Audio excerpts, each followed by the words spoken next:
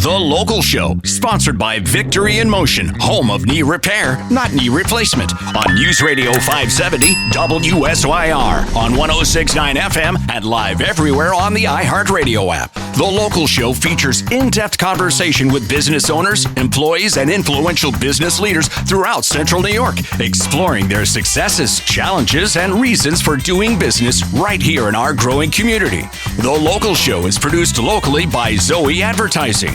Now your hosts, Tom and Steve. Welcome back in. It's good to have you in this 2025. And boy, I blew my nose. Everybody's been sick in the family. And my ears popped, and now everything sounds really tinny. You make people feel healthy when they hear you every week with your latest element and what's going on. But a regular cold is almost welcome compared to all the other nonsense that's flying around. Yeah, because my one daughter had the bronchitis, and I think both of them have bronchitis. So, and that was bad. It's got really sharing family over there. Did the boy child get it too, or did he get it? No, he's an animal.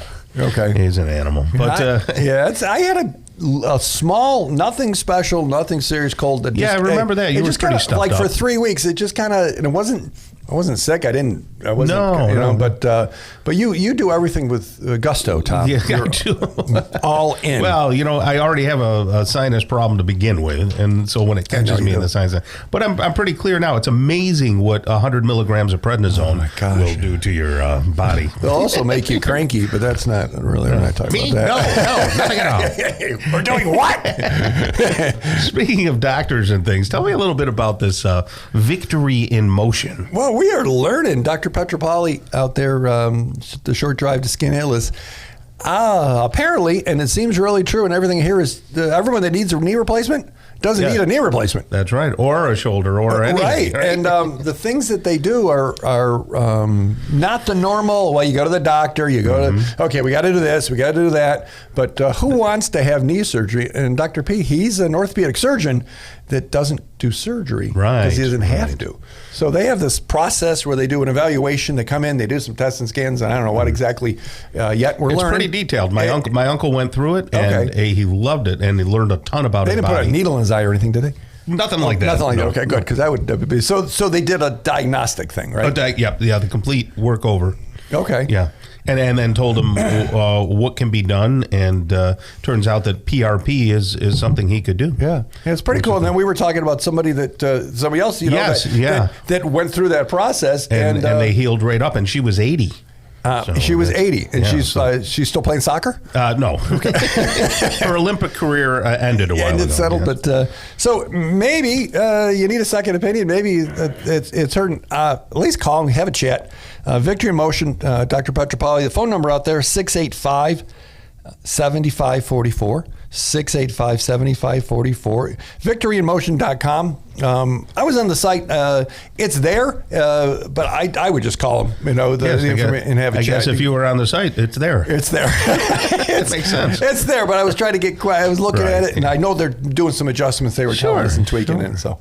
They'll make it happen. All right. It's great to bring on a new person to the show. His name is Gideon Skinner. He's the owner of Skinner Fence. How are you, buddy? I'm good. Thanks, guys, for having me. Great. You can choke right up on that. You can get loud. Listen to Steve. I've got dirt on this guy, Tom. Really? I know. His whole family. So when we start to unpack it, I got stories. I like it. Deep. I like your first name. If I recall, Gideon is from the Hebrew mighty warrior. Yeah. I believe it means mighty warrior. Yeah. Yep. Look at you go, Tom. Once in a while. It's often associated with strength and leadership. Wow. How about that? So there you go. So we're expecting the bar is really high for you. Which is why they named Tom. Yeah. Not Gideon. That's great. So Gideon, give us a little bit of your history. How long have you been in your business, and what'd you do beforehand? Yeah, so the fence business, just fencing, which is all we do now. We've only started just doing fencing probably around April or May. Slow start, new industry, have to figure it out. But by June, we were rolling. Things were moving pretty quickly, and we've definitely grown very well. Thank God for that. But before that, I had a landscape design business. So started out as a young kid mowing lawns, putting mulch in, trimming hedges. We eventually started to take some trees down. We would put in a patio, put in a deck, and then we got into full designs where we would come in, we'd design your whole backyard, and we would build that. So big project, a lot of things moving around. Have to have a lot of good guys you can trust. And at the end of the day, we were a jack of all trades, and I realized it was not working for what I was putting into the business. I was not getting enough out of it, so we decided to eventually close that. Now, who's we? Me and my team. Okay, got it. I work with these guys. Yeah. They had to deal with that the same way I did when we ended that. But did somebody teach you? Did you have tutelage to learn that business? Or? Self-taught. Okay. YouTube. Yeah, a lot of YouTube, yes. and no, I like to reach out and see other business owners and how they do things. Sure. Same way you're doing it on YouTube. I like to meet local people and see if I can learn some things. And you pick things up along the way. When we got into patios and decks and design work, I learned from architects and garden designers, and we started hiring guys that had experience in patios. Yeah, we built our first patio, and I did not know how to build a patio. Right. But we hired the right guys that knew what to do, and over that process, we were able to kind of learn that and keep. So that was. Do you still do that, or we are you don't just anymore? All fence, all just the time. Fencing now. Yeah, okay, just fencing. Yeah, it's hard to train that. It's hard to have the right people to do 8 different types of projects and to run a business doing that. It's very, very hard. Well, entrepreneurialism runs in your family. It does. Your dad's quite the introvert. Yeah, and the entrepreneurial curse is that you think you can do everything, right? And you really can't. You have to do one thing really well. Yeah. Right. So who is your dad? Steve's chomping at the bit. He wants to talk about your family. Steven Skinner, he locally owns Skinner Realty. So real estate investor, buys old properties in the city and, fixes them, resells them or rents them out, or does commercial, helps small businesses grow by buying commercial property and renting out to small businesses that might not get a spot in a bigger, more expensive space.